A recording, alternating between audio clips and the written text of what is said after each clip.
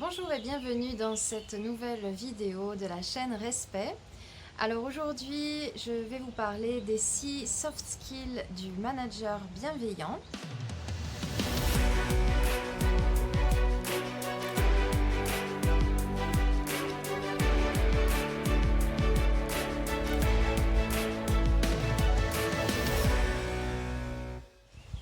Donc comme vous pouvez le voir pour cette vidéo, je ne suis pas chez moi. J'ai profité de la sortie du confinement pour venir chez mes parents, profiter un peu de la verdure, de la nature, de ce magnifique paysage.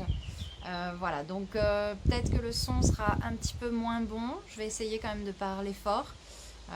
J'espère que ça ira. Alors j'ai décidé de faire cette vidéo en lien en fait avec mon dernier article sur le blog qui s'intitule Les 6 soft skills du manager bienveillant. Tout simplement parce que souvent on me demande mais qu'est-ce que c'est en fait la bienveillance, comment on sait qu'on est bienveillant au quotidien et comment on applique la bienveillance finalement, parce que c'est un concept qui est un petit peu flou. On a tendance à savoir en gros ce que ça veut dire, mais pas vraiment à comprendre comment on peut l'appliquer au quotidien. Donc ça fait quelque temps que je me penche sur cette question et c'est pas évident d'aborder ce concept. Comme tout concept, c'est assez abstrait, donc c'est pas facile de le décrire et de bien l'expliquer, à moins de prendre des exemples, mais pour donner vraiment une définition, c'est pas évident. Du coup, je me suis dit, je vais aborder la bienveillance sous l'angle des soft skills.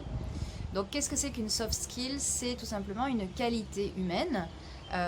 Donc, c'est un savoir-être et c'est évidemment une compétence clé dans l'entreprise, puisque aujourd'hui, en entreprise, on s'intéresse plus uniquement aux compétences techniques, mais également au savoir-être et donc aux soft skills. Donc je me suis penchée sur les soft skills, les savoir-être du manager de manière à être bienveillant. Et il s'avère que j'ai dégagé 6 qualités qui sont propres au manager bienveillant. Alors la première que j'ai identifiée et qui m'apparaît vraiment comme essentielle, c'est l'intelligence émotionnelle. C'est être capable d'analyser derrière les mots et les comportements d'une personne les émotions qui génèrent ses paroles et ses comportements, mais aussi les besoins qui se cachent derrière ces émotions. Si on est capable, en tant que manager, de comprendre ce qui peut pousser un collaborateur à agir de telle ou telle manière, c'est-à-dire à faire preuve d'empathie, eh bien, on pourra mieux aborder tous les problèmes, les situations compliquées, et mieux gérer toute situation qui pourra se présenter avec ce collaborateur. La deuxième qualité essentielle du manager bienveillant, c'est sa capacité à se couper, à se détacher de son jugement. En tant qu'être humain, on a tendance à juger en permanence tout ce qui se présente à nous. C'est totalement naturel, c'est une tendance naturelle du cerveau, d'interpréter en fonction de ses perceptions, de ses jugements, de ses valeurs, de ses croyances, de son éducation. Et donc on a tendance à catégoriser tout ce qui se passe, tout ce qu'on observe, souvent en bien ou mal.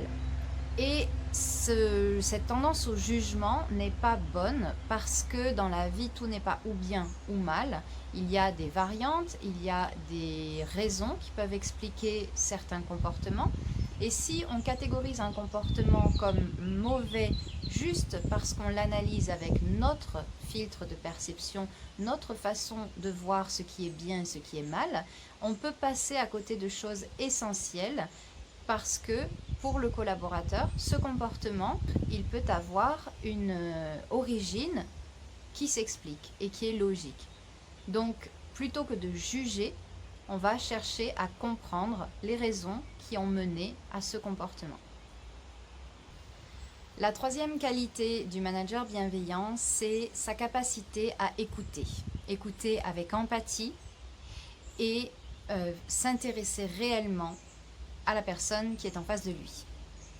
Donc écouter avec empathie, qu'est-ce que c'est? Eh bien tout simplement, c'est être attentif à ce que l'autre dit et non pas être en train de penser à autre chose alors qu'il nous parle, c'est l'écouter attentivement, mais aussi, et ça rejoint le premier point, c'est écouter pas uniquement ses mots, mais aussi ses ressentis qui peuvent se cacher derrière ces mots. C'est essayer de comprendre la personne, de se mettre à sa place, de comprendre quelles sont ses valeurs, quels sont ses filtres de perception. Et lui montrer qu'on l'accepte tel qu'il est et qu'on le reconnaît à sa juste valeur. C'est également lui montrer que son avis compte et que s'il nous fait une remarque, on en tient compte et on agit en conséquence. C'est prendre en compte le point de vue de chacun et en faire quelque chose. Si on demande à nos collaborateurs de nous faire des retours sur une expérience ou sur notre façon de manager et qu'on ne tient pas compte de ces retours, qu'on n'en fait rien, alors on est totalement décrédibilisé et en plus on perd une occasion d'améliorer sa relation avec ses collaborateurs. Donc l'écoute empathique, c'est vraiment s'intéresser à ce que les autres ont à dire. La quatrième qualité d'un manager bienveillant, c'est de savoir faire preuve de gratitude. Alors la gratitude, qu'est-ce que c'est? Eh bien, c'est lorsque l'on est reconnaissant pour quelque chose ou pour quelqu'un, pour un événement. On peut être reconnaissant aussi envers la vie en général. Et il y a 3 niveaux de gratitude. Le premier niveau, c'est ce que vivent la plupart des gens, c'est de ne pas avoir de gratitude pour les choses un peu négatives de la vie. On n'a pas de gratitude et donc on se dit qu'on n'a pas de chance, qu'on n'a jamais eu de chance, que toutes les choses qui nous arrivent sont toujours négatives et donc dès qu'un événement difficile survient, on se laisse un petit peu submerger par la négativité. Le deuxième niveau de gratitude, c'est lorsqu'on est capable, avec le recul, de percevoir le positif derrière un événement négatif. C'est-à-dire que lorsqu'on vit un événement un peu challengeant, sur le moment, on voit le négatif. Mais avec le recul, plus tard, ça peut être plusieurs mois plus tard, voire des années plus tard, on se rend compte que cet événement nous a apporté finalement quelque chose de positif. Et donc on a de la gratitude pour finalement cet événement qui est arrivé alors qu'il était négatif. Le troisième niveau de gratitude, et celui-là, peu de personnes sont capables de l'exercer au quotidien, c'est lorsque même en pleine difficulté, on est capable de se dire que même si aujourd'hui on ne voit pas comment ça peut être positif, on sait qu'un jour, on aura les bénéfices de cet événement, aussi négatif qu'il soit aujourd'hui. C'est-à-dire qu'on fait confiance en l'avenir pour nous apporter des leçons et des conséquences positives de cette situation qui aujourd'hui est difficile. Donc faire preuve de gratitude, ça permet de vraiment soulager la négativité, c'est-à-dire de relativiser les événements qui surviennent et de ne pas se laisser envahir par la négativité, de prendre du recul, de faire confiance à l'avenir, de croire que les choses vont s'améliorer. Ça peut paraître un peu naïf et optimiste, mais si on s'y attelle petit à petit, en changeant notre perception, notre façon de voir le positif jour après jour, c'est vraiment quelque chose qui est tout à fait abordable et qui vraiment soulage la perception du négatif. Donc essayez à l'occasion de voir le positif derrière le négatif. La cinquième qualité du manager bienveillant, c'est l'imperfection. Personne n'est parfait et surtout pas un manager. Même s'il est bienveillant, il ne peut pas être parfait. Donc s'il est capable d'accepter qu'il n'est pas parfait et que les autres ne le sont pas non plus, et donc de laisser le droit à l'erreur, eh bien il va faciliter non seulement les relations au sein de son équipe, mais aussi la créativité de chacun. Accepter que l'erreur est possible, mais également qu'elle est enrichissante, cela permet de ne pas se bloquer en termes de créativité. et de faire preuve de plus d'innovation et d'avoir des idées plus riches. Donc si l'on veut avoir des équipes qui ne brident pas leur créativité et qui sont motivées dans la recherche de nouvelles idées, eh bien on doit leur laisser la possibilité de se tromper. De toute façon, l'erreur, c'est ce qui permet l'évolution. Lorsqu'on a appris à marcher, on n'a pas réussi du jour au lendemain. On est tombé et on s'est relevé. Et c'est ce qui a permis l'apprentissage. L'erreur est un facteur d'apprentissage. Et il faut vraiment permettre à chacun de faire des erreurs. Si on a constamment peur de faire des erreurs, de se tromper, eh bien on se bloque, on se censure et on n'ose plus essayer. On ne tente plus rien et on se bloque en fait dans une sorte d'incapacité à aller de l'avant, d'incapacité à créer de nouvelles choses et on reste coincé par le doute et la peur de l'échec. Et enfin, la 6e qualité qui m'apparaît essentielle pour un manager bienveillant, c'est la transparence, c'est-à-dire qu'il a la capacité à vraiment exprimer clairement tout ce qu'il pense et qu'il est en accord. Finalement, il y a une cohérence entre ses pensées, ses paroles et ses actes. À partir du moment où les pensées, les paroles et les actes sont alignés, alors on est cohérent. Et aux yeux des autres, on est beaucoup plus crédible. De même, pour une entreprise, les valeurs, la stratégie et les actions mises en place doivent être cohérents. Autrement, l'entreprise perd de la crédibilité aux yeux de ses salariés. Eh bien, c'est la même chose à l'échelle humaine. Nous devons être cohérents entre nos pensées, nos paroles et nos actes.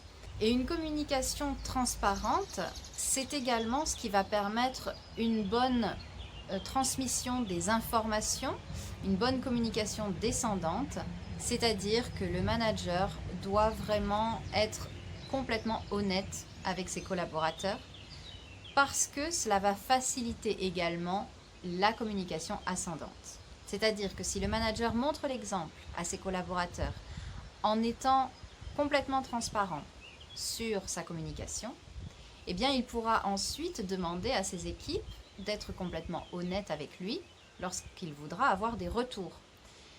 Si un manager n'est pas 100% sincère avec ses équipes, il ne peut pas ensuite demander à ses équipes de lui indiquer ce qui va et ce qui ne va pas dans l'équipe. Parce que les collaborateurs n'auront pas envie de se confier s'ils n'ont pas confiance. Or, la confiance, elle se bâtit avec une communication transparente et une vraie sincérité de la part du manager. Donc, toutes ces qualités que l'on vient de voir nous permettent de comprendre que la bienveillance passe tout d'abord par soi-même. C'est pourquoi il faut faire preuve de gratitude, parce que la gratitude, ça nous rend beaucoup plus sereins et beaucoup plus heureux, ce qui permet ensuite d'être mieux dans sa peau et donc d'avoir de meilleures relations avec les autres. Il faut également, pour être bienveillant, être capable de prendre du recul sur ses émotions, sur son ego, sur son jugement. C'est vraiment se distancier de tout cela et faire passer la relation de travail, avant son ego. Ne pas laisser entrer l'ego en jeu dans les relations professionnelles pour éviter tout simplement les conflits. Les conflits sont créés généralement par des problèmes d'ego. Donc être bienveillant, c'est laisser l'ego de côté et privilégier la relation. Je vous remercie d'avoir regardé cette vidéo. Si vous avez des réactions ou des questions, n'hésitez surtout pas à laisser des commentaires en dessous.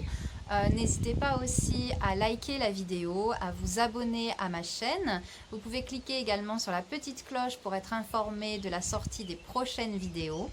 Et surtout, si cette vidéo vous a plu, vous pouvez la partager, notamment si vous êtes manager ou si vous êtes particulièrement sensible à toutes ces questions de management bienveillant.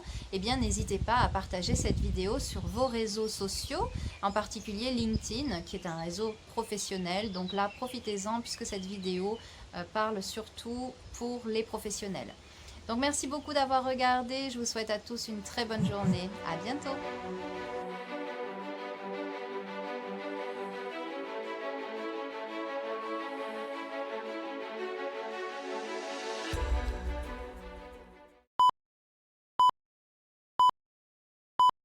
Pour faire preuve d'état,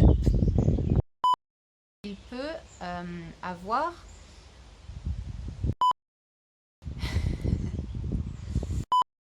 et on n'a plus du tout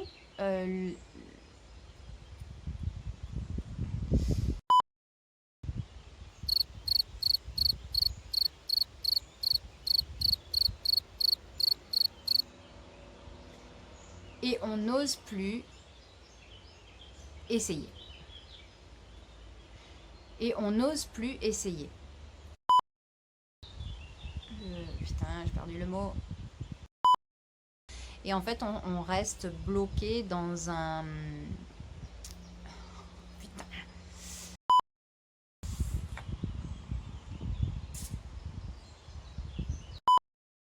La stratégie, les actions, c'est pas ça. Ah!